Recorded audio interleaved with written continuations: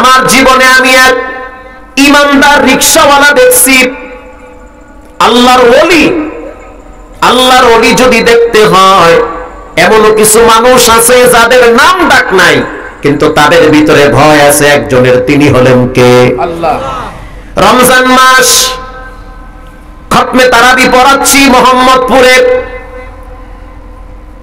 কদরের রাতের 2-3 দিন আগে চকবাজার থেকে কিছু সামগ্রী ক্রয় করলাম গ্রামের মানুষের জন্য, লঞ্চে পাঠিয়ে দিব গ্রামে। তো সেই চকবাজারের সামগ্রীগুলা একটা গাট্টি বাইদা কোলে নিয়ে বসে আছি রিকশায়। মাঝখানে ড্রেনের কাজ চলতেছে রাস্তায়, এই পাশে রিকশা ওই পাশে রিকশা, সামনে অনেক জ্যাম, রিকশা সামনে আগায় না। ডান পাশের রিকশা যাইতেছে আস্তে আস্তে, বামের রিকশা আস্তে আস্তে যায়। তো আমার ডান পাশে যেই রিকশাটা, সেই রিকশাওয়ালা হলো বৃদ্ধ মানুষ, বয়স্ক মানুষ, দাড়ি প্রায় 3 ভাগের 2 ভাগ পেকে গিয়েছে, গামছাটা কোমরে বাইদা ঠান্ডা মাথায় আস্তে আস্তে পেট্রোল দিতেছে। রমজান মাস, ঘাম বেয়ে বেয়ে পড়তেছে। রিকশার ভিতরে 2 জন ভদ্রলোক বসা, প্যান্ট শার্ট টাই পরা ভদ্র মানুষ, অফিসার মানুষ।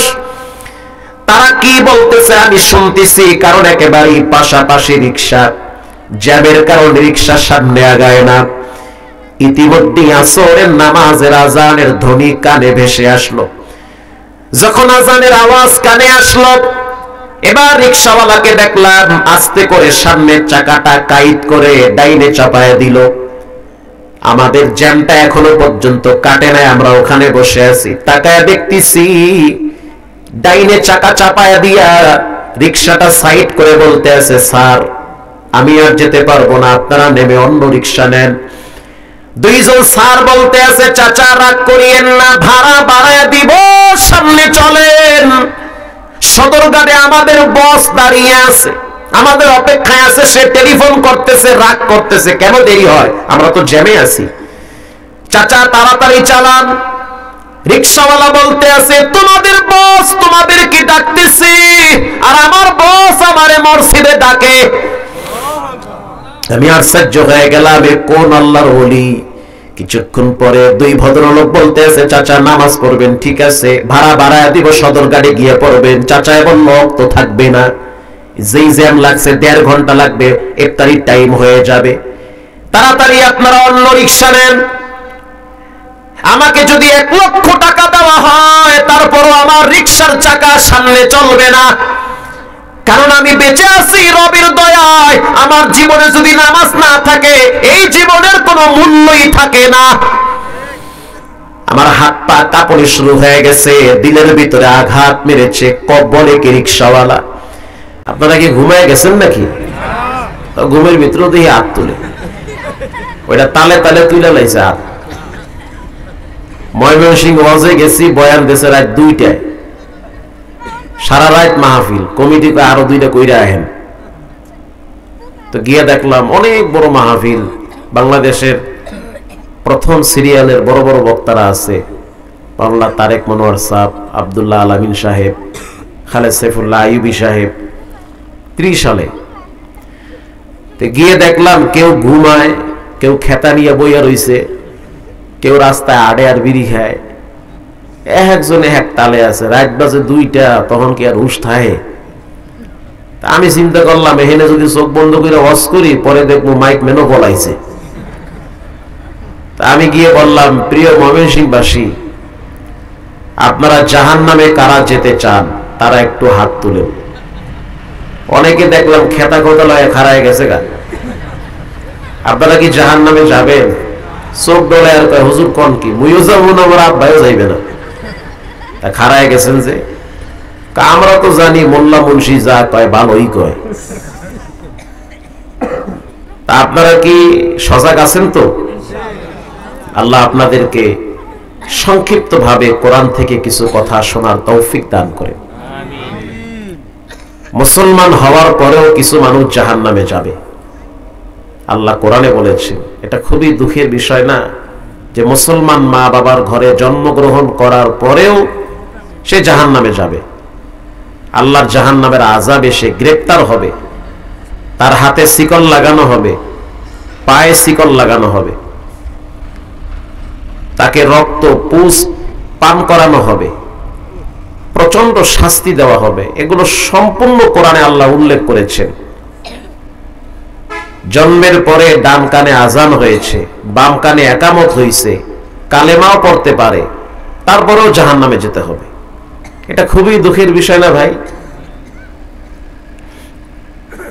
এই বিষয়ে আল্লাহ তাআলা কোরআনে সূরা মুদ্দাসসিরে বলেন যে কিয়ামতের ময়দানে কিছু মানুষকে জাহান্নামে ফালানো হবে, যারা ঈমান এনেছিল, যারা আল্লাহকে বিশ্বাস করেছিল, যারা নবীর উপরে ঈমান আনছে, তারপরেও জাহান্নামে যাবে। এই বিষয়গুলো নিয়ে আমি আপনাদের সামনে কিছু কথা বলবো। আল্লাহ আমাদেরকে ধৈর্যের সহিত এই কথাগুলো শোনার তৌফিক দান করেন। আমরা কথা যেখান থেকেই বলি না কেন, আমাদের কথার মূল পুঁজি হলো কোরআন শরীফ। কোরআন হলো একজন মুমিনের জীবনের সবচেয়ে বড় সংবিধান। কোরআনের ভিতরে প্রত্যেকটা বিষয় আলোচনা আসছে। বাবার সম্পদ ভাই কতটুকুন পাবে, বোন কতটুকুন পাবে, এই বিষয়ে আলোচনা আছে। একটা মেয়ে বড় হওয়ার পরে কিভাবে বিবাহ দেওয়া হবে এ বিষয়ে আলোচনা আছে। একজন পুরুষ কয়টা বিয়ে করতে পারবে এটাও আলোচনা আছে। স্ত্রীকে কিভাবে রাখবেন, কিভাবে ছাড়বেন, এ টু জেড এই বিষয়গুলো নিয়ে কোরআনে আলোচনা আছে না নাই? রাজনৈতিক বিষয়, যেই মারামারি, প্রতিহিংসা, ঝগড়া, এই বিষয়গুলো নিয়ে কি কোরআনে আলোচনা নাই? আছে। কুড়িগ্রাম গত বছর ওয়াজে গেছি, একেবারে শাপলার মোড়ে, মানে কুড়িগ্রাম 0 পয়েন্টে। তো অনেক বড় এক নেতা, সে আমারে বলতেছে, হুজুর রাজনীতির কথা না কইলেই ভালো হয়। হে জানে না যে আমি রাজনীতি বুঝি না, তারপরও কওয়ার কাম কইছে।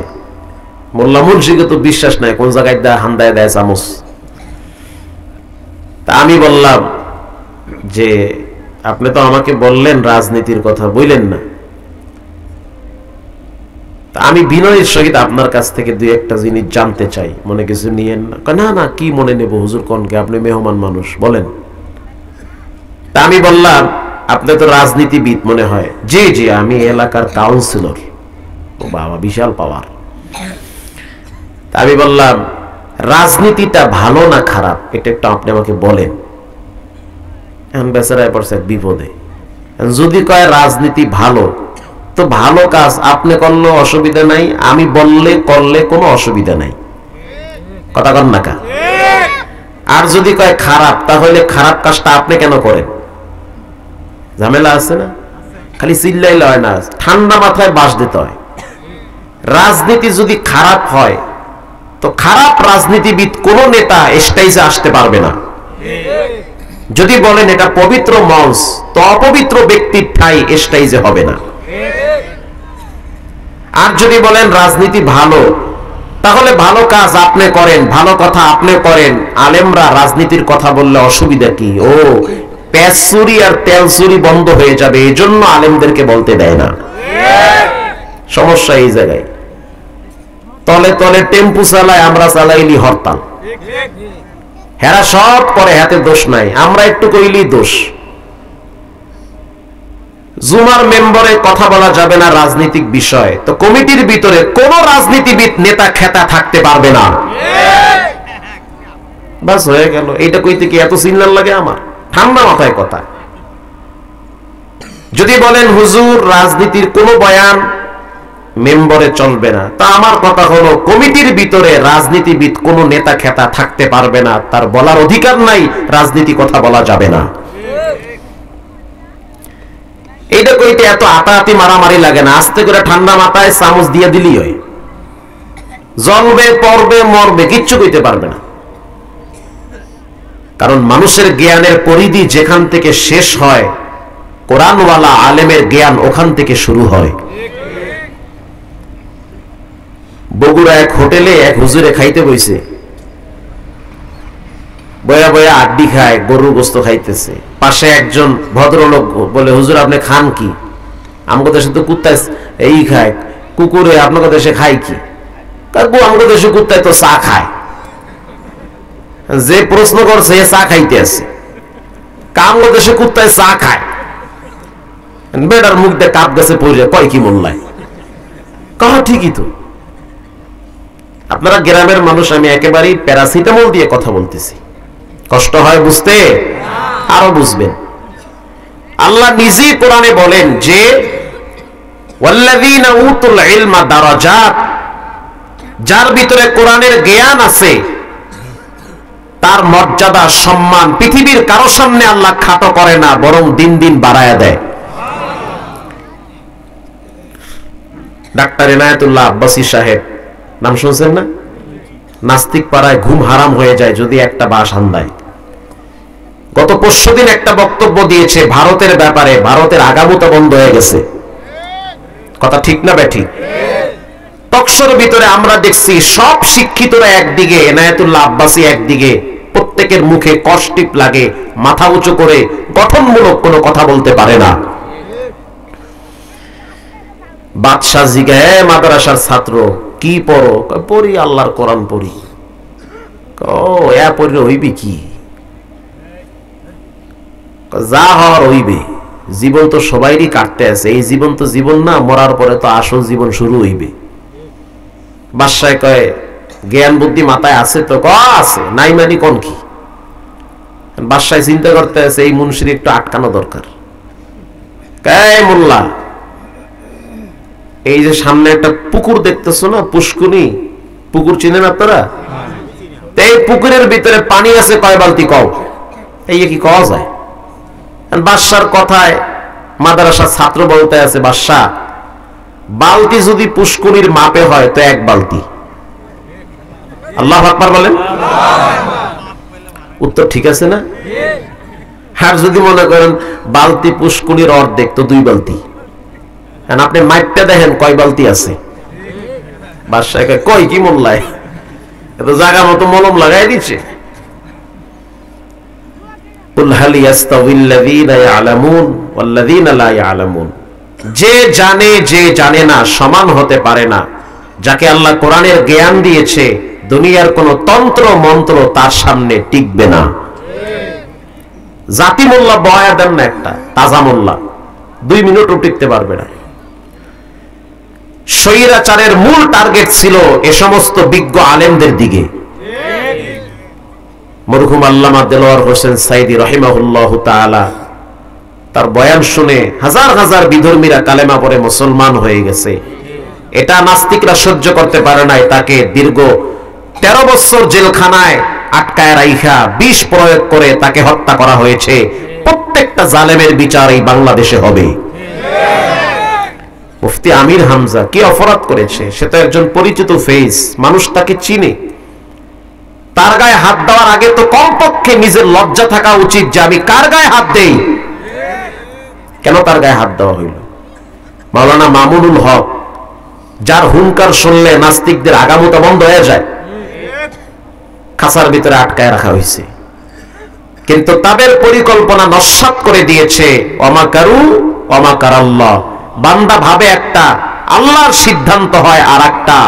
আল্লাহর সিদ্ধান্ত হলো বড় কোন রাজনৈতিক দলের নেতাদেরকে নিয়ে সাইজ করা হবে না, ক্লাস 6-7 এর বাচ্চাদের দিয়া ক্ষমতার চেহারের পায়া ভেঙে দেওয়া হবে। কল্পনাই তো করতে পারেন নাই যে এমনি এমনি কেমনে ঘটে যাইবে। বান্দায় চাইলে কিচ্ছু হয় না, আল্লাহ চাইলে সবই হয়। এটা মনে রাখতে হবে। আল্লাহ আমাদের সকলকে সঠিক জ্ঞান দান করেন। আরো জোরে বলেন আমিন। কুল্লু নাফসিন বিমা কাসাবাত রহিনা। প্রত্যেকটা মানুষ সে তার কৃত কর্মের কাছে ধরা। সন্দেহ আরো গোপনেও যদি কেউ পাপ করে, পৃথিবীর কেউ যদি না জানে, একজন জানেন, তিনি হলেন কে? আপনি গোপনে একটা মেয়ের ওড়না ধরে টান দিবেন, অপেক্ষায় থাকেন, আপনার বোনের ওড়না ধরে আরো একজন টান দিবে। কুল্লু নাফসিন বিমা কাসাবাত রহিনা। প্রত্যেকটা মানুষ খারাপ ভালো প্রতিটা কাজের কাছে সে গ্রেফতার হয়ে যায়, বন্দী হয়ে যায়। অন্ধকার রাতে রাত জেগে জেগে আপনি গোপনে কি করেন কেউ দেখে না, একজন দেখেন, তিনি হলেন কে? আল্লাহ। আল্লাহ নিজেই বলেন যে আমি দেখি। ইয়ালামু খাইনাতাল আ'য়ুনি ওয়া মা তুখফিস সুদূর।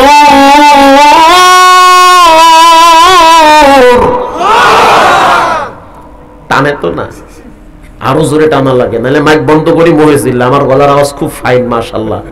আমি এত চিল্লাই গলা ভাঙে না কেন জানেন? আমি মাইক ঠিক রাখি। হাফিজুর রহমান সিদ্দিক 4-5টা ওয়াজ করে, গলা টনটন কেন করে? মাইক আগে ঠিক রাখে।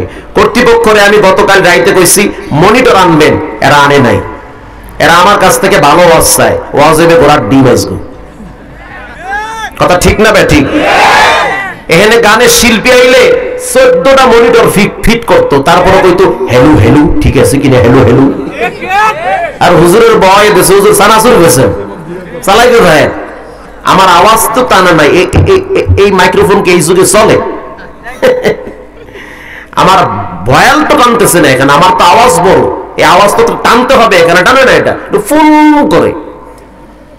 তাকবীর দেন, নারায়ে তাকবীর। প্রত্যেকটা মানুষে তার কৃতকর্মের কাছে ধরা। ইল্লা আসহাবাল ইয়ামিন,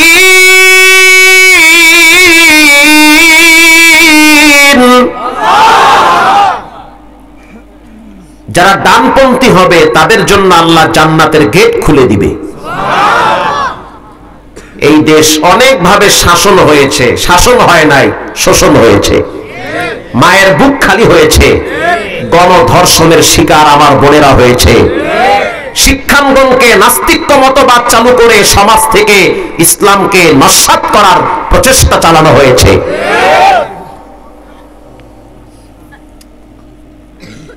এখন আমরা সিদ্ধান্ত নিয়েছি, ভাবির আদর্শ দেখা হয়ে গেছে, চাচার আদর্শ দেখা হয়েছে, সবার আদর্শ দেখছি, কেউ শান্তি আর কল্যাণ দিতে পারে নাই, বরং জুলুম নির্যাতন দিন দিন বেড়েই চলেছে। এবার আমরা কোরআনের বাংলাদেশ দেখতে চাই। ঐক্যবদ্ধভাবে কাজ করতে হবে। কি পরিমাণ জুলুম হয়েছে, দাঁড়িয়ে রাখলেই সে শিবির, ফজরের নামাজ পড়লেই সে শিবির। আর নামাজ পড়লে আর দাঁড়িয়ে রাখলে যদি শিবির হয়, এই শিবির করা অনেক গুণ ভালো। প্রিয় ভাইরা আমার, প্রত্যেকটা মানুষ সে তার কৃতকর্মের কাছে ধরা, সে গ্রেফতার হয়ে যায়। একমাত্র ডানপন্থী যারা, তাদের জন্য রব্বুল আলামিন সফলতার ব্যবস্থা করেছেন। দল হবে দুইটা, উলাইকা হিজবুল্লাহ, আর একটা হলো উলাইকা হিজবুশ শাইতান। একটা হলো শয়তানের দল, আর একটা হলো আল্লাহর দল।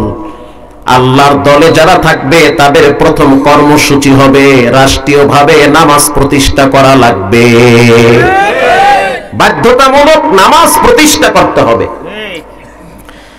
আল্লাযীনা ইম্মাক্কান্নাহুম ফিল আরদি আকামুস সালাত। আল্লাহ রাব্বুল আলামিন যখন কোন মানুষকে ক্ষমতা দান করেন, তাদের প্রথম চরিত্র হবে তারা রাষ্ট্রীয়ভাবে পার্লামেন্টে, সংসদ ভবনে নামাজের আইন প্রথম তারা পাশ করবে। বাধ্যতামূলক নামাজ পড়তে হবে। ওসি সাহেব ইমাম হবে, কনস্টেবল মুসল্লি হবে। পিয়নো সাহেব ইমামতির মুসল্লায় দাঁড়ানোর যোগ্যতা থাকতে হবে, যদি না পারে পিউনিগিরি বাদ দিয়ে রিকশা চালায় খাও। গত 3 দিন আগে আল আরাফা ব্যাংকে গেলাম, যাওয়ার পরে দেখলাম আসরের নামাজের জামাত চলতেছে। ম্যানেজার সাহেব তিনি দেখলাম নামাজের মুসল্লায় ইমামতিতে দাঁড়িয়ে আছে। নামাজ শেষ হওয়ার পর তাকে বললাম, স্যার এত চমৎকার ভাবে নামাজ পড়াইলেন, কোথায় পড়েছেন? তিনি জবাব দিল, হুজুর আমার জীবনের প্রথম লেখাপড়া হলো কোরআনের মক্তবে। আল্লাহু আকবার। এজন্য মা বাবার প্রথম দায়িত্ব হলো সন্তানদেরকে কোরআনের ট্যাবলেট খাওয়ায়া দেওয়া। আপনার সন্তান ভার্সিটিতে পড়বে, আপনার সন্তান ডাক্তার হবে, ডক্টর হবে, প্রফেসর হবে, এটা আমাদের জন্য গৌরব। কিন্তু সন্তানকে কোরআনের শিক্ষা বাদ দিয়ে দুনিয়ার জাগতিক শিক্ষা যতই দেন, ফলাফল এমন হবে একটা টাইমে দেখবেন মা বাবারা বৃদ্ধাশ্রমে আশ্রয় নিতে হবে। কারণ ছেলে মেয়ে তো কোরআন জানে না, হাদিস জানে না, ওরা মা বাবার খেদমত বুঝে না। কাঁচায় না নুইলে বাস, পাকলে করে ঠাস ঠাস।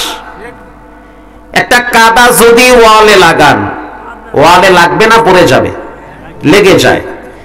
এই কাদাটা যদি রোদ্রে পুরানো হয়, কাদাটা নরম থাকে না শক্ত হয়? শক্ত হয়। এই শক্ত কাদা মাটি যদি আপনি ওয়ালে মারেন, লাগবে না, পড়ে যাবে? শুধু পড়বেই না, আপনার নাক নষ্ট হওয়ার সম্ভাবনা আছে।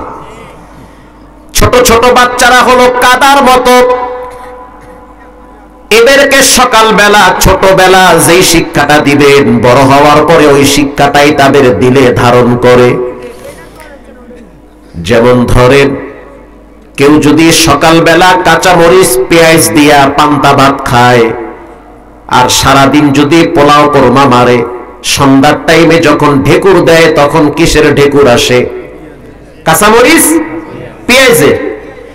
ঠিক তেমনি ভাবে একটা বাচ্চা যখন সকালবেলা মক্তবে যায়, উস্তাদ প্রথম ব্ল্যাকবোর্ডে একটা দাগ দেয়, একটা দাগ দেয়। দাগ দেওয়ার সাথে সাথে লম্বা একটা চিহ্ন চলে আসে। উস্তাদ বলে, সন্তান বলো আলিফ। বাচ্চা বলে আলিফ। এবার ছোট বাচ্চা বলে, উস্তাদ আলিফে কি হয়? উস্তাদ বলে, আলিফে আল্লাহ। আল্লাহু আকবার। আমার বাচ্চা বাসায় এসে বলে, আব্বা আলিফে বলে আল্লাহ হয়। আমি বললাম, হ্যাঁ। কই শিখছো? কই মক্তবে শিখছি। মাশাআল্লাহ। এবার ওস্তাদ টান দেয় বা। বাচ্চা ছোট মানুষ, তাদের অভ্যাস হলো যে কোনো বিষয় দেখলে কৌতূহল জাগে, এটা কি হয়, ওটা কি হয়, এটা কেন হয়। বাচ্চা বলে, এটা আবার কি? উস্তাদ বলে, এটা বা। বলো তুমি বা। বাচ্চা তো পারে না। বাচ্চা বলে বাবা। দূর বাবা, বাবা। এবার বলে বাপ। বাচ্চা বলে বাতে কি হয়? উস্তাদ বলে বাতে বাইতুল্লাহ। বাইতুল্লাহ মানে আল্লাহর ঘর। বাচ্চা বলে, এটা কোন ঘর? বলে, এটা আল্লাহর ঘর, খানায় কাবা। বলে, এটা কোন জায়গায়? বলে, এটা মক্কা নগরীতে। বলে, এটার নির্মাণাধীন কে করেছে প্রথম? বলে, এটার প্রথম নির্মাণ করেছে ফেরেশতারা, এরপরে এটাকে নির্মাণ করেছে আদম নবী, সর্বশেষ এটাকে পূর্ণরূপে রূপ ধারণ করেছেন ইব্রাহিম নবীর মাধ্যমে। ইব্রাহিম নবী নিজে বাইতুল্লাহ মেরামত করেছে, আর তার সন্তান ইসমাইল তার সাথে থেকে বাবার সহযোগিতা করেছে। ইব্রাহিম নবী যখন খানায় কাবা বানায়, কষ্ট হয় বানাইতে। আল্লাহ কয়, ইব্রাহিম তোমার সন্তান ইসমাইলকে তোমার সাথে আমি জোগাল্লা বানায় দিছি, তুমি কাজ করো, সন্তান তোমার সাথে সহযোগিতা করবে। ইব্রাহিম নবী যতদূর হাত পাইছে ততদূর কাজ করেছে। এবার আল্লাহ পায় না। আল্লাহ বলে, জিবরাইল জান্নাত থেকে একটা পাথর নিয়ে যাও। এটা হলো লিফটের পাথর। দুনিয়ার ভিতরে যেমন মানুষ লিফটে উঠলে টিপ দিলে 10, 20, 30, 100 তলায় চলে যায় মাত্র 1.5 সেকেন্ড, 2 সেকেন্ড, 3 সেকেন্ড, 5 সেকেন্ডে। আল্লাহ বলেন, জিবরাইল জান্নাত থেকে এমন একটা পাথর নিয়ে যাও, যেই পাথরটা ইব্রাহিমের কথা শুনবে, ডাইনে বললে ডাইনে যাবে, উপরে উঠতে মনে চাইলে লিফটের মতো তারে উপরে নিয়ে যাবে। আল্লাহু আকবার। ওই পাথরটার নাম হলো মাকামে ইব্রাহিম। এখন যারা বাইতুল্লাহ যায়, গিয়া দেখবে গ্লাসের ভিতরে মাকামে ইব্রাহিম পাথরটা পড়ে আছে। ওই পাথরের দিকে তাকাইলে ইব্রাহিম নবীর পায়ের চিহ্ন দেখা যায়। জান্নাতি পাথর। বাইতুল্লাহ কমপ্লিট হয়ে গেল। আল্লাহ অর্ডার করলো, ইব্রাহিম তুমি এবার কানে আঙ্গুল দিয়ে আযান দাও। এই বক্সে সাউন্ডও দেন, কানে দেন, ফুল ভলিউম দেন। প্রিয় ভাইরা আমার, এবার তুমি কানে আঙ্গুল দিয়ে আযান দাও, ওয়াজ্জিন ফিন্নাস, আযান দাও। আযান দেওয়া ভালো কাজ, অনেক ভালো কাজ। আযান দেওয়া সওয়াবের কাজ। আযান দেওয়ার মতো কপাল লাগে, সুযোগ থাকলে মাঝে মাঝে আযান দিবেন। হযরত ওমর বলেছেন, যদি আল্লাহ আমাকে খলিফা না বানায়া মুয়াজ্জিন বানাইতো, আমার কপাল খুলে যেত। আল্লাহু আকবার। এবার ঠিক আছে, এবার ঠিক আছে। এইটাই ছিল মনিটর। এটা কানে আসলে কোনো বক্তার গলা ভাঙবে না। বক্তারা তো এক টান দিয়ে পড়ে, হ্যাঁ চা দাও, এই পানি দাও। কেন? মাইকে সমস্যা। আমি 4 ঘন্টা চিল্লাবো, গলা একটু ভাঙবে না। মাইক ঠিক, সব ঠিক, ফুল ভলিউম কানে দিতে হবে, দূর থেকে কথা আনবে, কষ্ট হবে না। এজন্য মনিটর ফরজ। প্যান্ডেল পুন্ডেল কিচ্ছু লাগবে না, মনিটর লাগবে। এটা তাকবীর দেন, নারায়ে তাকবীর। আযান দাও, কানে আঙ্গুল দিয়ে জোরে আযান লাগাও। এবার যখন ইব্রাহিম নবী আযান শুরু করলেন, আল্লাহ বললেন, ইব্রাহিম তুমি তোমার কণ্ঠে এমন ভাবে আযান দাও আওয়াজটা যেন অনেক দূরে যায়। ইব্রাহিম বলল, যতই জোরে আযান দিই কাজ হবে না, কারণ মানুষ নাই, ঘর বাড়ি নাই, জনবিচ্ছিন্ন এলাকা, জঙ্গল আর পাথর আর পাহাড়।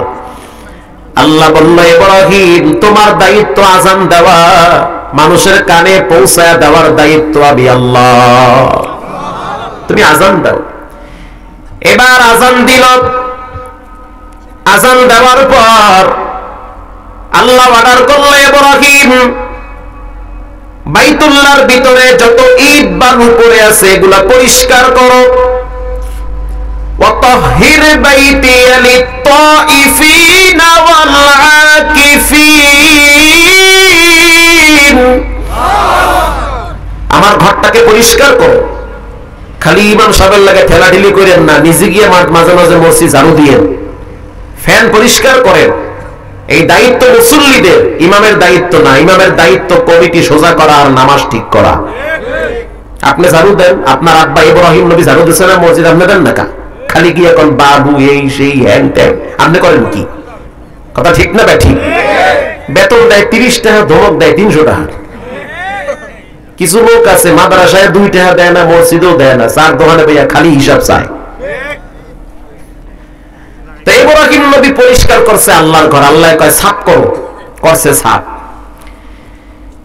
এবার ইব্রাহিম নবী বাইতুল্লাহর বুকের সাথে জড়ায়া ধরছে। কষ্ট করে ঘর বানাইছে না, আল্লাহর ঘর। পৃথিবীর মানুষ এখানে আইসা লাব্বাইকের আওয়াজ দিবে, এটার প্রতি ভালোবাসা কম না বেশি? তো জড়ায়া ধরছে। জড়ায়া ধরার পরে চোখের পানি ছেড়ে দিয়ে বলে, আল্লাহ এত কষ্ট করে তোমার ঘর আমি বানাইছি, আমি তোমার কাছে একটু দোয়া করতে চাই, তুমি আমার দোয়া শ্রবণ করো, শুনো, দোয়াটা আমার কবুল করো। আল্লাহু আকবার। আমার দোয়া কবুল করো আল্লাহ, ফিরাইয়া দিও না। রব্বানা ওয়াবআথ ফীহিম রাসূলাম মিনহুম ইয়াতলু আলাইহিম আয়াতিক ويعلمهم الكتاب والحكمة ويزكيهم إنك أنت العزيز الحكيم।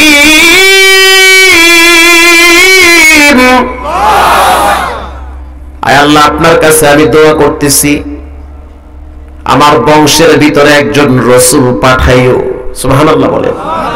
একজন নবী পাঠাইও, আমার বংশের ভিতরে একজন রাসূল পাঠাইও, যেই রাসূল আয়াত মানুষকে শোনাবে, মানুষের দিল পরিষ্কার করবে, মানুষকে আপনার দিকে ডাকবে। আল্লাহ তার দোয়া এমন ভাবে কবুল করেছেন, হাজার হাজার বছর পর আল্লাহ রাব্বুল আলামিন ইসমাইল নবীর বংশের ভিতরে, তার রক্তের ভিতরে শেষ নবী মুহাম্মদুর রাসূলুল্লাহকে পাঠাইছে। আরো জোরে সুবহানাল্লাহ। এজন্য দোয়া করতে হয়, আল্লাহ আমার পরবর্তী প্রজন্ম গাঁজাখোর, মদখোর, বাবাখোর, দাদাখোর বা পাঠাইও না, নেককার ভদ্র মানুষ পাঠাইও। ঠিক না বে ঠিক? দোয়া করতে হয়। ইব্রাহিম নবী যখন সন্তানের জন্য আল্লাহর কাছে দোয়া করছে, রব্বি হাবলি মিনাস সালিহিন, আয় আমার রব আপনি আমাকে একটা নেককার সন্তান দেন। আল্লাহু আকবার। 20 বছর আগে হুজুরের দ্বারে গিয়ে পানি ভরা গেছে, হুজুর দোয়া করেন আল্লাহ যেন ফোলা দেয়। 13 বছর হয়েছে বিয়ে করছি, কোনো মাইয়া পোলা নাই। তো হুজুরে বহুত ফুটু মারছে, যা আছে সব পড়িয়া কিছুদিন পরে গাছে ফল ধরছে। 20 বছর পর আইছে হুজুরের লাগে দেখা করতে, হুজুর দেখেছে বুড়ো হইয়া। তা হুজুর পানি ভরা লই আইছি, পানি ভরে দেন। কির পানি ভরা? পানি ভরা হয়েছে আমার পোলাটায় খুব জ্বালায়, খুবই তুরুম বুরুম করে। আপনি দোয়া করছেন আল্লাহর দয়া আল্লাহ একটা পোলা দিছে, এই পোলায় এখন বাবা খাওয়ার লাগিয়ে আমার গলায় ধরে কয় বাবা বাবা খাবো, বাবা বাবা খাবো।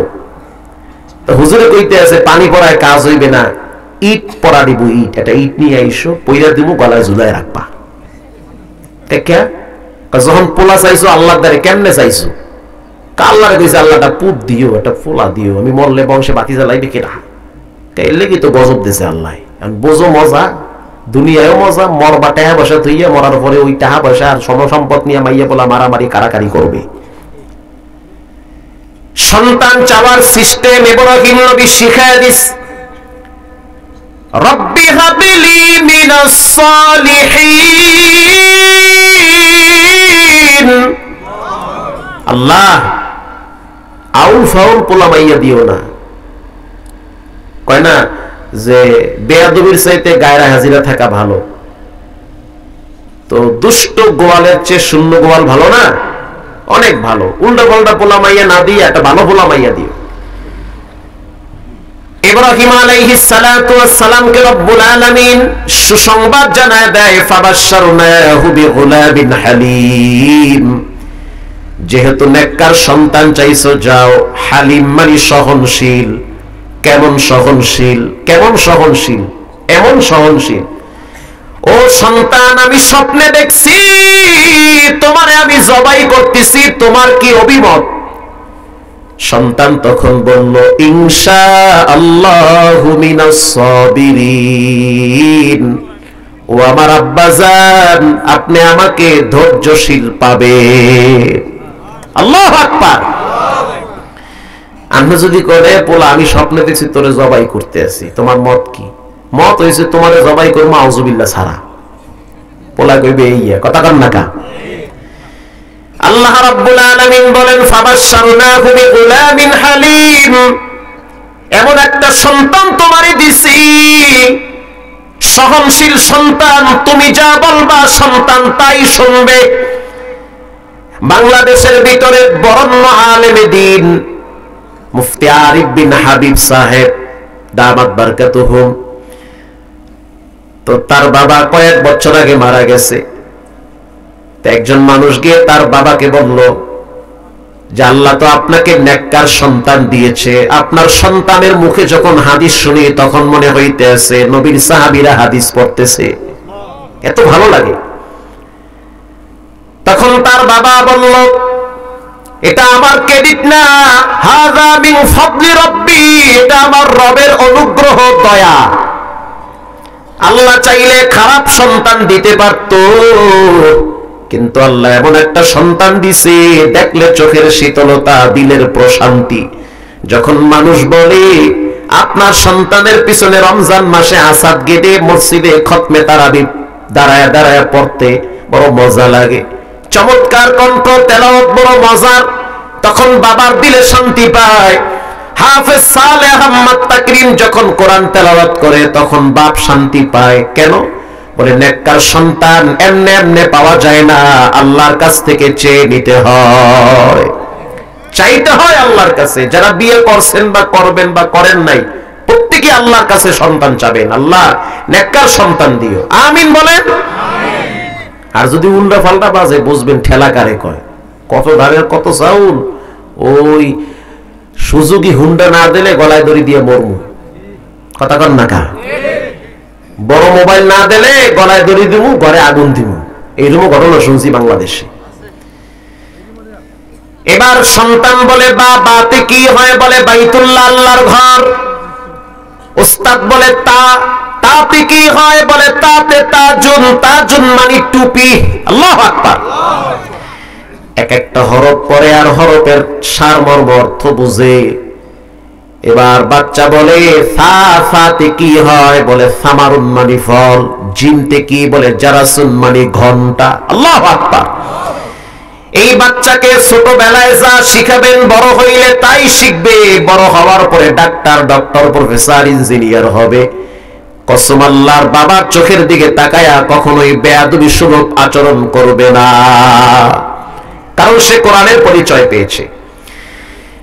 এজন্য রব্বুল আলামিন বলেন ইল্লা আসহাবাল ইয়ামিন, যারা ডানপন্থী হবে তাদের জন্য জান্নাতের গেট খুলে দেওয়া হবে। আমরা রামবামদের দালালি করতে চাই না, অতীতে যা করছি তওবা করে নাও, এখন থেকে দৃঢ় প্রতিজ্ঞাবদ্ধ হতে হবে। কোন বামপন্থীর রাজনীতি করতে চাই না। রাজনীতি যদি করতে হয় তো কোরআনের রাজনীতি করা লাগবে। রক্ত যদি দিতে হয়, জীবন যদি দিতে হয়, কোন খারাপ নেতা নেত্রীর পিছনে রক্ত জীবন দেওয়া যাবে না। রক্ত জীবন দিতে হবে একজনের জন্য, তিনি হলেন কে? আল্লাহ কোরআনে বলেন কুল ইন্না সালাতি ওয়া নুসুকি ওয়া মাহইয়ায়া ওয়া মামাতি, তোমার বেঁচে থাকা, তোমার মরে যাওয়া একজনের জন্য হবে, যিনি হলো তোমার উপরে শক্তি রাখে, তিনি হলেন কে? লিল্লাহি রাব্বিল আলামিন। তোমার নামাজ, তোমার কুরবানি, তোমার রক্ত, তোমার হাত, তোমার লাশ, তোমার পাপ, তোমার দেহে যা কিছু আছে সবগুলা ব্যয় হবে একজনের জন্য। চিৎকার মেরে বলেন তিনি হলেন কে? প্রিয় ভাইরা আমার, এবার রব্বুল আলামিন বলেন কিয়ামতের ময়দানে যখন দুইটা ভাগ করা হবে, আল্লাহ বলবেন ওয়ামতাজুল ইয়াউমা আইয়ুহাল মুজরিমুন, নেককারদের থেকে বদকারেরা আলাদা হয়ে যাও। ভালো মানুষদের কাতার এটা, খারাপ মানুষদের কাতার ওটা, বেনামাজিদের কাতার ওইটা, নামাজিওয়ালাদের কাতার এটা। যারা কোরআনের পক্ষে ছিল তাদের কাতার হবে ডান দিকে, যারা কোরআনের বিরোধিতা করছে তাদের কাতার হবে বাম দিকে। আল্লাহ বলবেন ডানপন্থীর ভিতরে যারা বামপন্থী ঢুকছে তারা তাড়াতাড়ি বের হয়ে বামে চলে যাও। বলেন নাউজুবিল্লাহ। যেতে না চাইলেও ফেরেশতারা ঘাড় ধাক্কা দিয়া টেনে হেসড়ে শয়তানের কাতারে দাঁড় করায় দিবে। এবার রব্বুল আলামিন স্পষ্ট ভাবে সেদিন ঘোষণা দিবেন খুযুহু ফাগুল্লু, ধর, পাকড়াও কর, ধরে ফেলো, শক্ত করে ধরো। সুম্মাল জাহিমা সাল্লু সুম্মা ফি সিলসিলাতিন যারউহা 70 যিরাআন ফাসলুকু। আল্লাহ বলবেন 70 হাত শিকল নাও, 70 হাত একটা শিকল নাও। এই 70 হাত শিকল নিয়ে বেনামাজির পায়ে বাঁধো, সুদখোরের পায়ে বাঁধো, হারামখোরের পায়ে বাঁধো, শক্ত করে বাঁধো। যারা নাফরমান হবে তারা অনেক লম্বা হবে, তাদের দেহটা অনেক মোটা হবে। আল্লাহর রাসূল বলেন সিনার থেকে ঘাড় পর্যন্ত প্রায় 42 কিলোমিটার লম্বা হবে। তাহলে বুঝেন পা গুলা কত মোটা হবে। এই চিকন পায়ে তো 70 হাত শিকল লাগানোর মানে হয় না, শিকল তো অনেক মোটা, আগুনের শিকল। আল্লাহ বলেন সুম্মা ফি সিলসিলাতিন যারউহা 70 যিরাআন ফাসলুকু। সাবধান হয়ে যান, সতর্ক হয়ে যান, সেই দিন বেশি দূরে না, খুব দ্রুত আপনি চলে যাচ্ছেন আখিরাতের দিকে। গাট্টি বস্তা গোল করেন, অচিনে আপনার রব আপনাকে আসল জগতে পাঠায় দিবে। আল্লাহ বলবেন 70 হাত শিকল মাজায় বাঁধো, পায়ে বাঁধো, এরপরে তাদেরকে মালিক ফেরেশতার হাতে তুলে দাও। এবার যখন শিকল বাইদা মালিক ফেরেশতার হাতে দিবে, জাহান্নামের দারোয়ানের নাম হলো মালিক। দেখতে অনেক কালো, চোখগুলো অনেক বড়, অনেক লম্বা। নাফরমান বেনামাজি সুদখোর দেখার সাথে সাথে বেহুশ হয়ে যাবে। আল্লাহু আকবার। এগুলো রব্বুল আলামিন কোরআনে বলেছেন।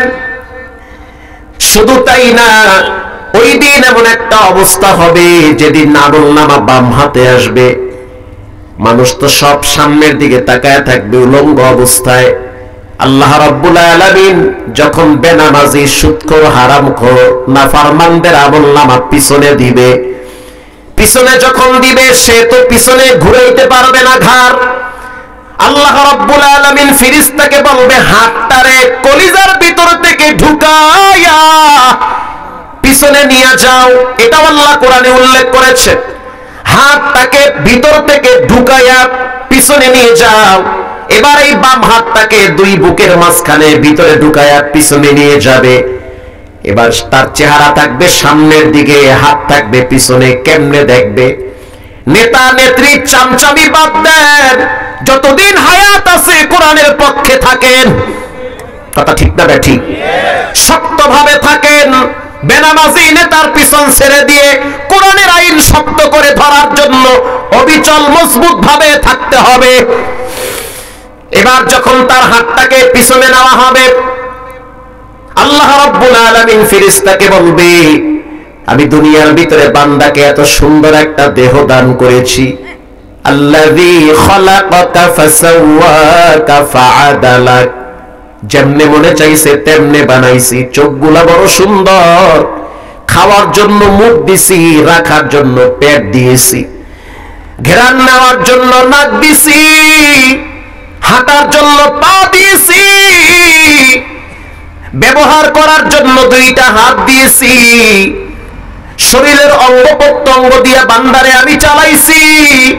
একটা কিডনি হইলেই তো মানুষ চলতে পারে, সেখানে আমি রব দুইটা কিডনি দিয়েছি। একটা নষ্ট হইলে যেন আরেকটা দিয়া বান্দা চলতে পারে। কিন্তু বান্দা এত খারাপ, এত নাফরমান, এত বড় গাদ্দার, নিমুখ হারাম, অকৃতজ্ঞ। সারাদিন দুনিয়াকে সময় দেয়, নামাজের জন্য 1.5 ঘন্টা লাগে, সেটাও দিতে পারে না। নিঃসন্দেহে আল্লাহর অকৃতজ্ঞ বান্দা। কথা ঠিক না ঠিক? 1.5 ঘন্টা লাগে নামাজ পড়তে, সেই সময় তার নাই। আজকে তার ঘাটটাকে ঘুরাইয়া মটকায়া পিছনে নিয়ে দাও। এবার তার চেহারাটারে মরাইবে, ভেঙ্গে পিছনের দিকে ঘুরাইয়া দিবে ফেরেশতা। বডি থাকবে সামনে, হাত থাকবে পিছনে, চেহারাটা ফেরেশতারা পিছনে নিয়ে দিবে।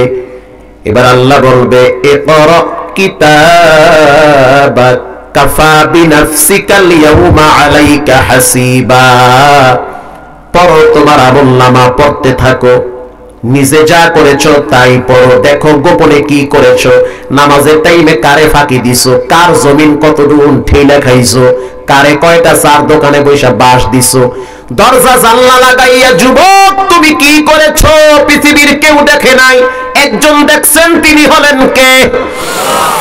আল্লাহ রাব্বুল আলামিন বলবেন ইকরা কিতাবাক, পড়ো তোমার আমলনামা। এবার নিজেই বুঝো তুমি কতটুকু ঠিক, কতটুকু বেঠিক। এবার যখন বান্দা নিজের আমলনামা দেখে আফসোস করে বলবে লা ইউগাদিরু সাগীরাতাও ওয়ালা কাবীরাতান ইল্লা আহসাহা, গোপনে একটা কাম করছি, সেইটাও দেখি উঠে গেছে। মনে করছি উঠবে না, সেটাও দেখি এখানে চলে আসছে। মনে করছি পৃথিবীর কেউ দেখবে না, ফেরেশতারা ভিডিও করে ফেলেছে। এজন্য হযরত ওমর রাদিয়াল্লাহু তাআলা আনহু রাত্রি বেলা একা একা ভয়তে নিজের চামড়া ধইরা টানতো আর কানতো, আর বলতো ওয়াকালু লিজুলুদিহিম লিমা শাহিদতুম আলাইনা, ওরে চামড়া, কিয়ামতের দিন তুমি তো আমার বিরুদ্ধে আল্লাহর আদালতে মামলা দিবা, এজন্য ভয় লাগে। হযরত আবু বকর জান্নাতের গ্যারান্টি পাইছে। নবীর পরে যার মর্যাদা সবার উপরে, এই ব্যক্তি মাঝে মাঝে বলতো যদি আমার বাপ আমারে জন্ম না দিত, কবরে থাকা লাগবে একা একা, আবার কিয়ামতের ময়দানে উলঙ্গ অবস্থায় দাঁড়ায় থাকতে হবে। একদিন আর 2 দিন না, 50,000 বছর। আমি ওমরের কি উপায় হবে, আমি আবু বকরের কি উপায় হবে? সেদিন কেউ কাউকে একটা নেকি দিয়ে সাহায্য করতে পারবে না। হযরত আবু হুরায়রা মাঝে মাঝে কাঁদতে কাঁদতে বেহুশ হয়ে যেত। আপনি আমি দুনিয়া নিয়ে ব্যস্ত, কোনো চিন্তা নাই। হযরত হানজালা রাদিয়াল্লাহু তাআলা আনহু মাঝে মাঝে বলতো হানজালা শেষ হয়ে গেছে, মুনাফিক হয়ে গেছে। রাসূলের সামনে বসলে একরকম মনে হয়, বাড়িতে গেলে আরেক রকম মনে হয়। হযরত আবু বকর, হযরত ওমর রাদিয়াল্লাহু তাআলা আনহু বাহিরে একদিন বৃষ্টি পড়তেছে, শীতের রাত, কুয়াশা, মানুষ ঘর থেকে বের হতে পারে না। হযরত ওমর রাদিয়াল্লাহু তাআলা আনহু কবরের ভয় ঘুমাইতে পারে না, বিছানায় পিঠ লাগাবার পরে অস্থির হয়ে গেল, ঘর থেকে বেরিয়ে চলে গেল আল্লাহর নবীর সাহাবী হুযায়ফা ইয়ামান রাদিয়াল্লাহু তাআলা আনহুর বাড়িতে। দরওয়াজার সামনে দাঁড়াইয়া ডাক দিয়েছে, ও নবীর সাহাবী হুযায়ফা, আমি তোমার সাথে একটু কথা বলতে চাই, পার্সোনাল কথা। হুযায়ফা রাদিয়াল্লাহু তাআলা আনহু ঘর থেকে বেরিয়ে আসলেন, আমিরুল মুমিনিন আপনি আমার বাসায়। জানতে চাই হুযায়ফা, তোমার কাছে রাসূলুল্লাহ মুনাফিকদের একটা লিস্ট দিয়ে গেছে, লিস্টের ভিতরে মুনাফিকদের নাম আছে। কি ভয় সাহাবীদের, আমি ঠান্ডা মাথায় ঘুরি আর বিড়ি খাই। হযরত ওমর রাদিয়াল্লাহু তাআলা আনহু বলল, হুযায়ফা এই লিস্টের ভিতরে তাকায় দেখো ওমরের নামটা আছে না নাই। আল্লাহু আকবার। যে ওমর সম্পর্কে রাসূল বলেন, লাউ কানা বা'দি নাবিয়্যান লাকানা উমর, আমার পরে কেউ যদি নবী হইতো রব্বুল আলামিন হযরত ওমরকে নবী বানায় দিত। আল্লাহর রাসূল বলেন, ওমর ফিল জান্নাহ, ওমর হলো জান্নাতের মেহমান। সেই ওমর মৃত্যুর আগে আগে ভয় অস্থির হয়ে গেল যে আমার কি উপায় হবে, আমাকে একাই যেতে হবে লম্বা সফরে। এরে হুযায়ফা তাকায় দেখো মুনাফিকদের লিস্টিতে আমার নাম আছে না নাই। হুযায়ফা রাদিয়াল্লাহু তাআলা আনহু বলে, আমিরুল মুমিনিন স্পর্শকাতর বিষয়, আপনি তো জানেন রাসূলুল্লাহ আমাকে কি বলেছে বলেন। হযরত ওমর বলতেছে, রাসূলুল্লাহ বলেছে এই লিস্ট যেন কাউকে না বলা হয়। তো এবার আপনি বলেন, আমি কি রাসূলুল্লাহর কথা অমান্য করতে পারি? আমি কি বলবো যে আপনার নাম আছে না নাই? হযরত ওমর বলল, না বলার দরকার নাই, আমি চলে গেলাম। আল্লাহু আকবার। কিন্তু কলিজার ভিতরে এতটাই ভয়, না জানি মুনাফিকদের লিস্টে আমার নাম আছে না নাই। এবার হযরত ওমর কয়েকদিন পরে আবার অস্থির হয়ে গেল, হায় আমার তো মৃত্যু চলে আসছে, আমি তো কবরে চলে যাব, ডানে বামে প্রতিদিন মানুষ মরে, আমার না জানি কোন দোকানে কাপন চলে আসছে। এবার হযরত ওমর রাতের আধারে চলে গেল হেঁটে হেঁটে হুযায়ফার বাড়িতে। হুযায়ফার বাড়িতে যাওয়ার পর দরওয়াজায় নক দিয়া বলে, ও নবীর সাহাবী হুযায়ফা, এমন একটা জগতে আমি পদার্পণ করতেছি, এমন একটা জায়গায় যাইতেছি যেখানে একা একা সফর করতে হবে। এতটুকুন বলো, আমার মৃত্যুর পরে তুমি আমার জানাজায় আসবা কিনা, এটা বললেই হবে। হুযায়ফা রাদিয়াল্লাহু তাআলা আনহু বাচ্চাদের মতো কেঁদে দিয়ে বুকের সাথে জড়ায় ধরে বলল, আমিরুল মুমিনিন আল্লাহর নবী আপনার ব্যাপারে এত চমৎকার ঘোষণা দিয়েছে, ইসলামের ইতিহাসে আপনি দ্বিতীয় খলিফা। শুধু তাই নয়, হক আপনি যেদিকে যান হক আপনার পিছনে পিছনে যায়, আপনি যেই রাস্তায় হাঁটেন শয়তান রাস্তা অন্যটা মাপে। শুধু তাই নয়, আপনার মর্যাদা এত বেশি, কিয়ামতের ময়দানে আল্লাহ আপনার দিকে তাকায়া মুস্কি হেসে দিবে, আপনি এমন ব্যক্তি। অথচ আপনি টেনশনে আছেন যে আপনার নাম মুনাফিকদের খাতায় আছে না নাই। তবে আমিরুল মুমিনিন হযরত ওমর শুনে নেন, আপনার মৃত্যুর পরে আমি হুযায়ফা আপনার জানাজায় অংশগ্রহণ করব। আল্লাহু আকবার বলেন। হযরত ওমর বুঝতে পারছে আমার নামটা মুনাফিকদের খাতায় নাই, কারণ মুনাফিকের জানাজায় তুমি হুযায়ফা অংশগ্রহণ করো না। কে মুমিন কে মুনাফিক চিনা বড় কঠিন। আপনি নিজেই নিজেকে বুঝান যে আপনি কতটুকু ঈমানদার, কতটুকু মুনাফিক। মুনাফিকের তিনটা আলামত, কয়টা? এক নম্বরে আয়াতুল মুনাফিকিনা সালাসা, ইযা হাদাসা কাযাবা। মুনাফিকদের একটা বৈশিষ্ট্য হলো কথায় কথায় মিথ্যা বলে। ও বগুড়ার মুসলমান, মিথ্যাবাদী জালেম আমাদের দেশে আছে না নাই? দুই নম্বরে ওয়াদা করার পরে ওয়াদা খেলাফ করে। তিন নম্বরে আমানতের মাল খেয়ানত করে। একটা কথা রাখছেন, সে খেয়ানত করে ফেলাইছে। ভাই আপনাকে বললাম কেউ বলবেন না, সে বইলা দিছে। টাকা রাখছেন, খায়া ফেলাইছে। যা রাখেন সব মেরে দেয়, আমানতের মাল খেয়ানত করে। রাসূল বলেন, লা ঈমানাল লিমান লা আমানাতাহু, যার আমানতদারি নাই তার ঈমান নাই। নামাজ পড়তে পড়তে কপাল কালা হইতে পারে, আমানতদারি না থাকলে ঈমান থাকে না। আমানতদারি হন, আমানতওয়ালা বান্দা হন। আমার অনেক গোপন কথা আপনার কাছে থাকতে পারে, ফাঁস করিয়েন না, তাহলে আপনি আমানতের খেয়ানতকারী হইলেন। ঠিক না ঠিক? গোপন তথ্য, গোপন সংবাদ, মানুষের অনেক কিছু আপনার কাছে থাকতে পারে, আমানতের খেয়ানত করিয়েন না। মানুষ সবচেয়ে বেশি খেয়ানত করে আল্লাহর হক। যেমন আল্লাহ আপনাকে দুইটা হাত দিয়েছে, এটা আপনার ক্রেডিট না, দিয়েছেন কে? আপনার পা দিয়েছে, দেহটা দান করেছে, এটা আপনার ক্রেডিট না, এটা রবের দয়া। অতএব এগুলা যদি খেয়ানত করেন, খারাপ রাস্তায় যদি হাত ব্যয় করেন, চোখ দিয়ে যদি খারাপ দৃশ্য দেখেন, চোখের হক নষ্ট করলেন, আমানতের মাল খেয়ানত করলেন। বিশ্বাস করেন, যার আমানতদারি নাই তার ঈমান নাই। আমানতের ব্যাপারে কখনোই খেয়ানত করা যাবে না। হযরত ওমর রাদিয়াল্লাহু তাআলা আনহু তখন স্বস্তির নিঃশ্বাস ছেড়েছে। আমি বুঝতে পারছি আমার নাম তাহলে মুনাফিকদের লিস্টিতে নাই। প্রিয় ভাইয়েরা আমার, মুনাফিকদের ব্যাপারে কোরআনে আল্লাহ সূরা নাজিল করেছে। মুনাফিক মার্কা মুসলমান কেমনে চিনবেন? মুনাফিকরা সব দিক ঠিক রাখে, আর ঈমানদারেরা একমাত্র আল্লাহর দিক ঠিক রাখে। ঠিক না বে ঠিক? সব দিক ঠিক রাখে। সর্বভৌমত্বের মালিক কে? আল্লাহ। আরো জোরে বলেন। এই জমিনের মালিক একজন, তিনি হলেন কে? ইন্নাল্লাহা আলা কুল্লি শাইইন কাদির। একাচ্ছত্ব ক্ষমতার মালিক একজন, তিনি হলেন কে?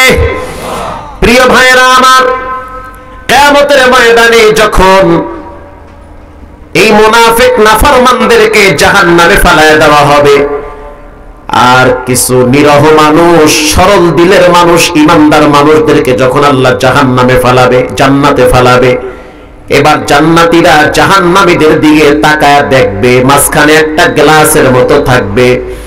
জান্নাতীরা বলবে, ইয়াতাসাআলুনা আনিল মুজরিমিন, এই জাহান্নামে তোমাদেরকে কে নিয়ে আসলো?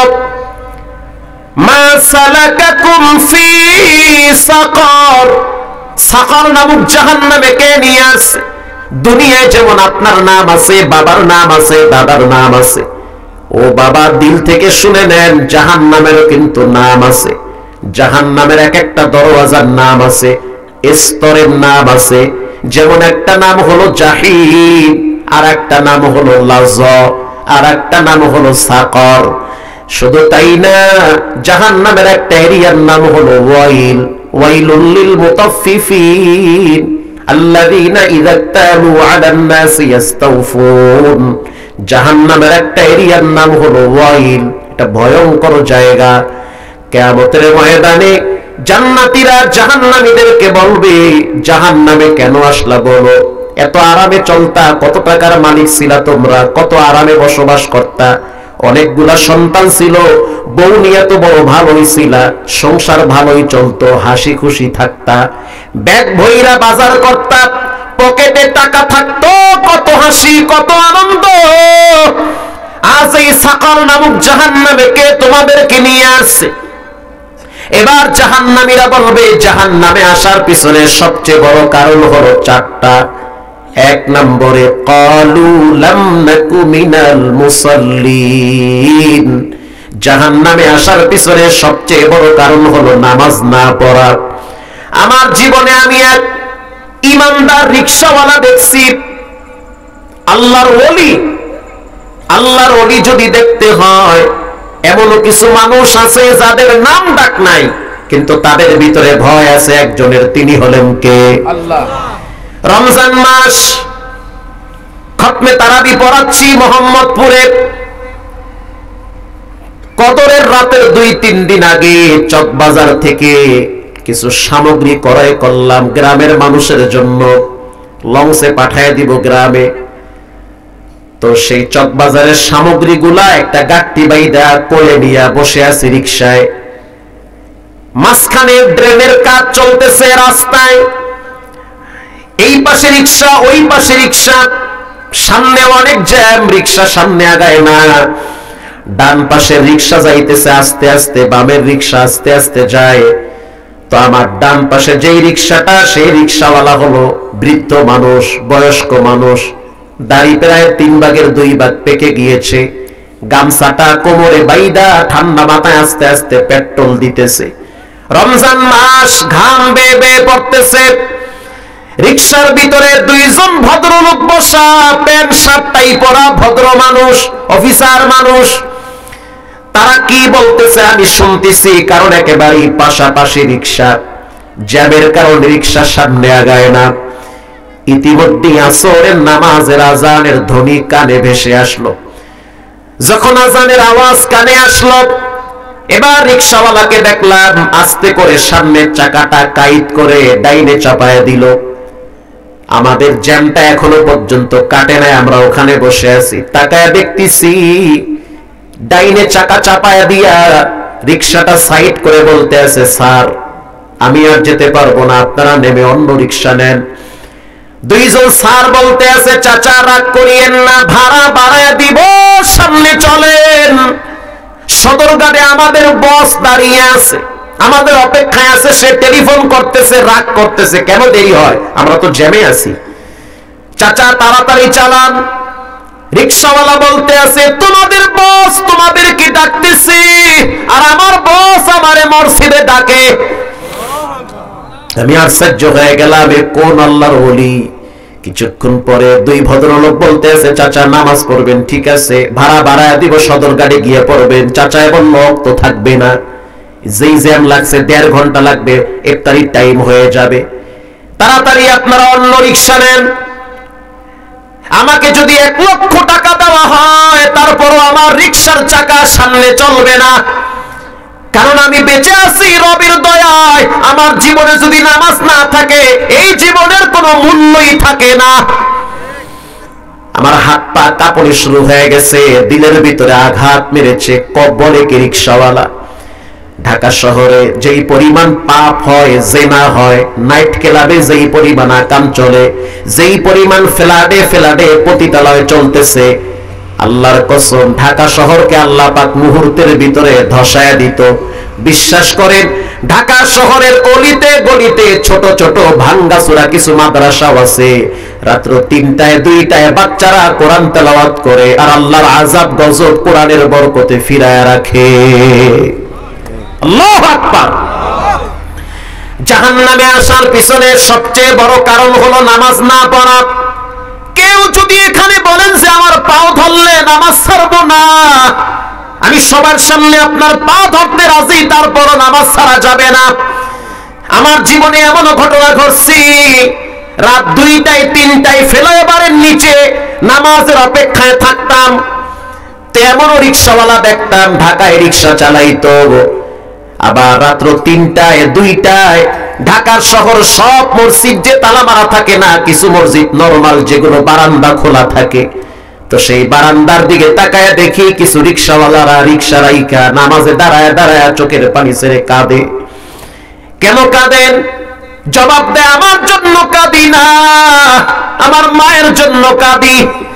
কারণ মা কবরে চলে গেছে, কেমন আছে জানি না, বাপ কবরে গেছে, কেমন আছে তাও জানি না। আর আল্লাহর রাসূল বলেছেন, আল্লাহকে ঠান্ডা করার সবচেয়ে বড় মেডিসিন হলো নামাজ। সুবহানাল্লাহ। এজন্য নামাজ ছাড়া যাবে না। মুসলমান হওয়ার পরেও জাহান্নামে যেতে হবে, সবচেয়ে বড় কারণ হলো, বলেন কি? না পড়া। নামাজ ছাড়া যাবে না। বিনয়ের সহিত বলি, যুবক তুমি জিনা করো, তারপরও নামাজ পড়বা। ইন্নাস সালাতা তানহা আনিল ফাহশাই ওয়াল মুনকার। সমস্ত অশ্লীলতা, বেহায়াপনা নামাজের মাধ্যমে আল্লাহ ফিরায় রাখে।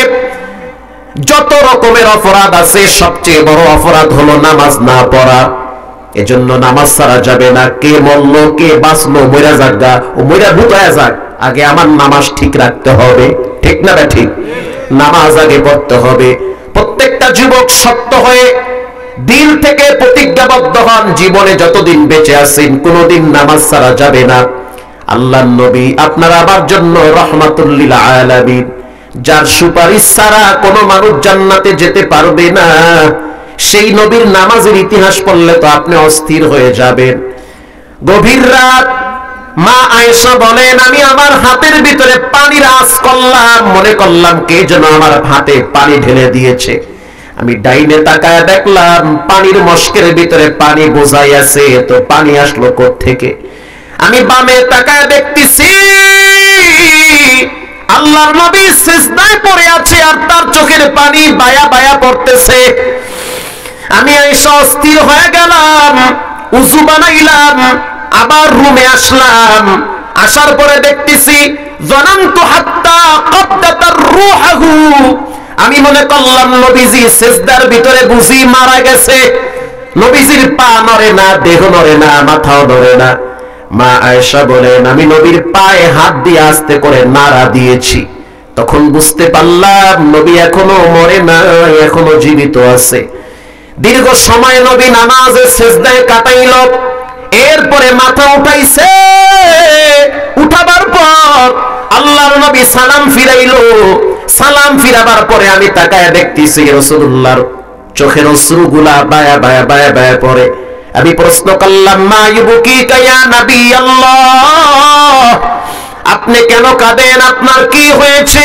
আপনি হলেন রাহমাতুল লিল আলামিন।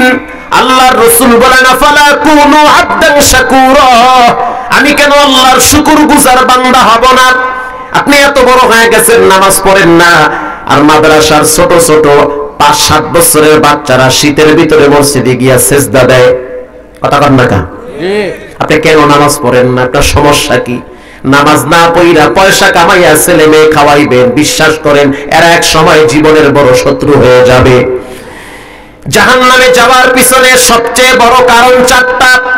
1 নম্বরে নামাজ না পড়া, 2 নম্বরে ওয়ালাম নাকুনু তুইমুল মিসকিন, এতিম মিসকিনদেরকে খাবার না দেওয়া, এতিমদের সাথে খারাপ ব্যবহার করা, এতিমের মুখে খাবার তুলে না দেওয়া, এতিমদের সাথে খারাপ আচরণ করা।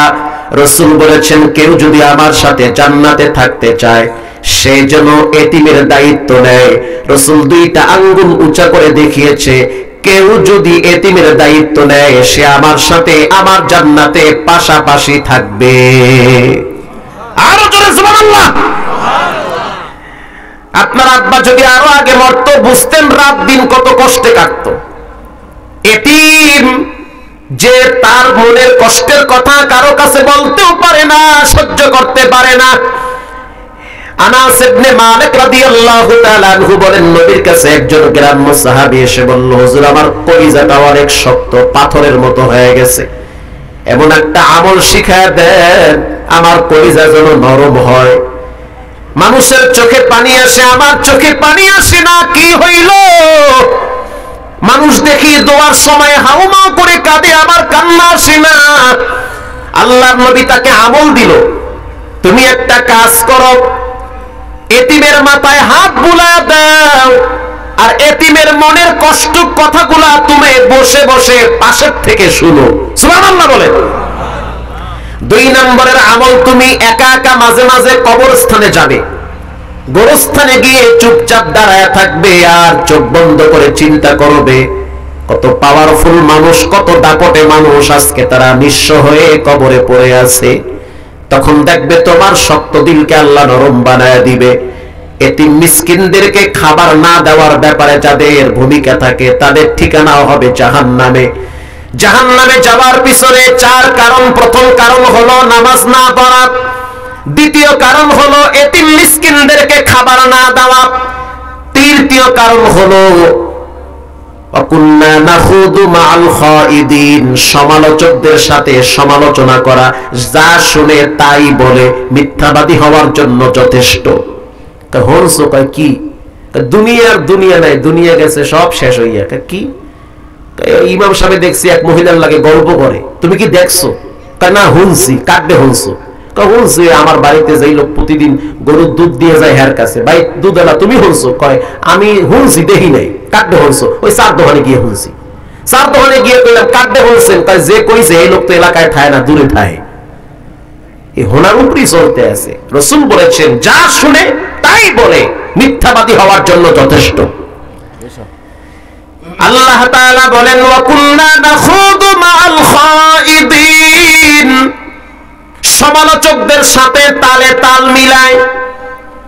আমি রাস্তা দিয়ে একটা মেয়ের হাত ধরে যদি হাঁটি,